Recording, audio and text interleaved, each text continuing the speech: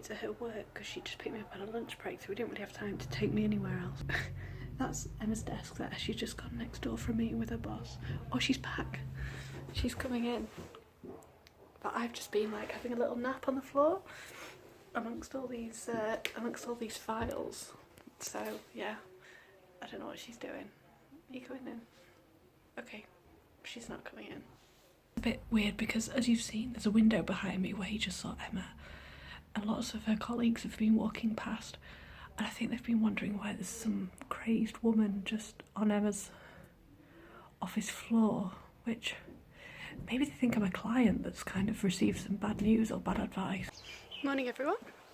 So this is my first morning in New Zealand. It's about 8:30 in the morning. Emma has gone to work, and my first job of the day is to collect some firewood. So yeah, I'm going to go and collect some firewood. I've got my pyjamas on actually, but I've got these boots on, which will hopefully protect me from all the things that I may potentially find on this trip. And I've got a wheelbarrow. So yeah, let's go. And here behind me, you can see where the firewood is kept. Great news, I'm here. I've definitely found it because there's lots of wood. So yeah, that's cool. Okay, perfect, job done. I've got the wheelbarrow back and we can now live happily again with a fire. Emma, this is your first appearance on the new vlog. Hi! Hello everyone. Hello everyone. Can you tell us what you're doing please, the viewers? Well, I've spent quite a lot of time doing these power shells. So I got the power shells and then I bought this machine here. This is a grinder, which I didn't know about but I've learned about now. Makes a very loud noise, and I had to grind off all of the limestone essentially that had accumulated on the back of the shells. So I did that one night and then I couldn't breathe. It was actually really bad.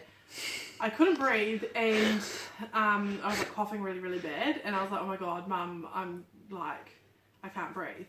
And then, anyway, I had a shower and like kind of spent an entire night thinking I was going to die. And when I went to work, everyone was like, oh yeah, that's because limestone's really bad. It gets in your lungs and it's really bad for you. So anyway, it turns out you have to wear a safety mask when you are grinding the limestone off the back of the shells. But anyway, I made them really pretty. See, they're super, super pretty now.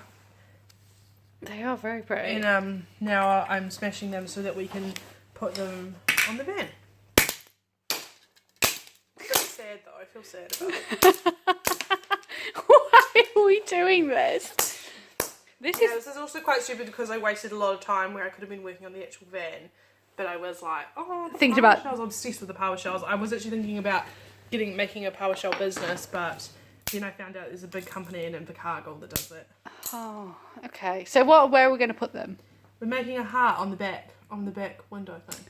I already told you this. I think I wasn't listening. Right. We are. What is it? Wednesday night. Yes. And this is Laura's first day working on the van. I'm just explaining that I've installed the wood panels and I put this gap filler stuff in, but we don't want the gap filler on the wood because it looks manky. So I'm scraping it off there. I've been sanding, that's why there's all this fucking sawdust everywhere now. And then once we've scraped it all off, we're going to paint the gap filler so that the gap filler what colour are we painting the gap filler? Well, I bought paint that looks like the same colour as the wood, so it should just mould in. But then after, it's not going to look super great, but then once we have the like decorations and fairy lights and stuff, hopefully we just won't notice.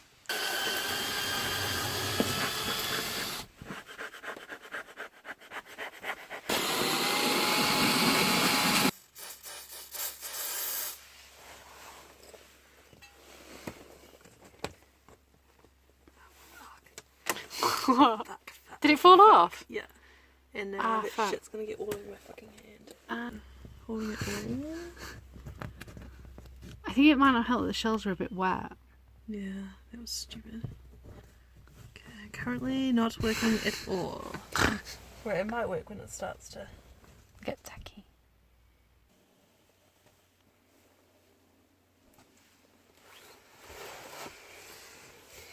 This is Emma's art piece, art installation in the back of the van. So it's coming along quite well. It's making a heart out of the shells that we smashed up earlier. Emma, could you say what this represents to you? I can. Does it have a meaning? You're just unwilling to share it with the viewers? Yeah. Okay.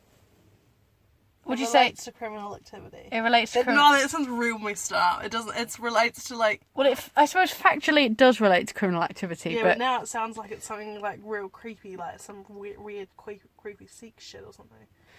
what kind of activity that is criminal is kinky sex? I don't know, Oh, like actually, incest. yeah, incest, and also there was this case in the UK called R.V. Brown. Yeah. I think that's what it was called, and it was all about men consenting with each other to like nail each other's. What's the sack that your balls are in? Ball sack? Yeah, but there's a name, isn't there? I don't know. I can't remember. Oh, fuck, what's it called? Anyway, I'll come back to the viewers on that. So they were nailing that to pieces of wood. So it was GBH, but then they were consenting and the court had to decide whether you can consent to GBH. Oh, scrotum. Just in case any of our viewers are considering nailing their scrotum to a piece of wood, the outcome was that no, you can't consent to that. Really? Yeah. Hi everyone. So it's Thursday morning. Emma's gone to work. So I need to start my list of jobs. So a few things I've got to do. So basically, we've put me on Emma's car insurance and Emma's taken the van to work. And one of my first jobs is to go to a store that sells, hopefully sells, this is the pipe. So basically we've got a log burner that we're going to put inside the back of the van. Now there are many questions about that, which I'm sure if you've got a brain you might be asking, including most importantly the carbon monoxide issue and also the fact that we might set fire to the van and or have an explosion due to the fuel tank being below the log burner.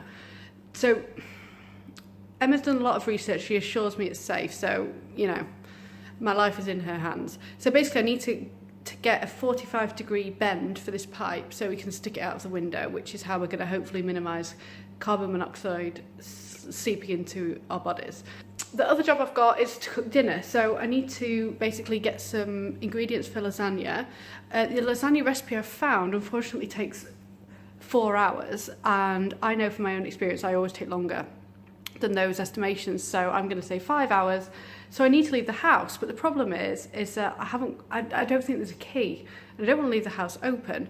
So I've asked Emma what I need to do in this situation, and she's not replying. So, which is fine because she's doing her job, like saving people from prison and stuff like that. But equally, as well as saving people's, freedom, I do think that the lasagna is also quite important. So. Okay, everyone, I'm in the car.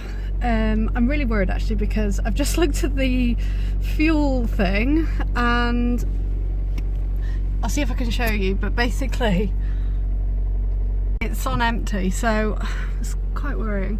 I don't know where the nearest petrol station is, so I'm just going to drive, and if I get stuck I'm just going to have to walk back because I don't have any way of contacting Emma or anyone actually. So I've arrived at where I think the steel tube place is, so I'm just in the kind of like an industrial estate.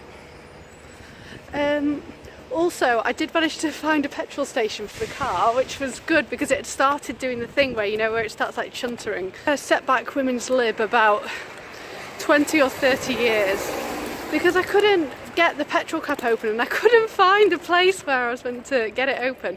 So in the end this man just got out of his car, and then I couldn't actually work out how to pay either for the petrol, so then a separate man had to help me to do that. So all in all, bit of a disaster, but at least I'm not stranded.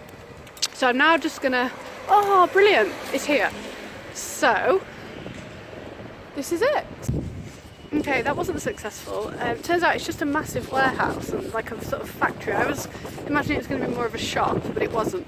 So I finally got to speak to this guy, and he says that they don't have any in stock. And I said, well, my friend called up and she said that they do have some in stock. And he said, no, it'll be one of our other branches. So hopefully he's printed this off Google Maps for me for the branch that definitely does have it. Hello everyone.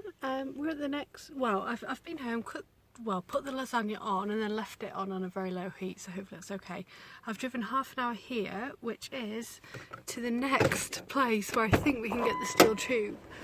So, oh, what's it left on? Lights. No, they're off. What's on? What's wrong? Gear. Handbrake. What the fuck? Everything seems fine. What if I shut the door? Maybe you just tell me the door was open. It's weird. Okay, so we're in another industrial estate, somewhere else at the other side of Christchurch, and it's very industrially. Look. So I'm going to go to the reception and just see if they can help me with the pipe. Okay, I'll speak to you later. Hi everyone. So I've arrived home from work and Laura has actually got the pipe, which I'm very, very pleased about. So apart from when I called on the phone about this piece of pipe here, this is the 45-degree angle thing. Actually, no, I don't even know if I asked him how it would fit on. Anyway, I learned about these things called IDs and ODs or something. It's like the diameter of the steel, the inner diameter. Anyway, he was going on about that, so when I talked to him on the phone, so I thought that the steel pipe thing would just fit in, like here, it just fits in together like this. So I was like, oh yeah, the 45-degree angle bit will just fit in, but it doesn't. So we are going to have to figure out a way of connecting it. So apparently we can solder or we can weld, but we can't weld because it's too thin. So I think we're going to solder, but the problem with the solder is that if this gets really hot, which it will because there's going to be really hot steam going up it, then the solder might melt and it'll be fucked. So yeah, anyway, we have to do further investigations about that.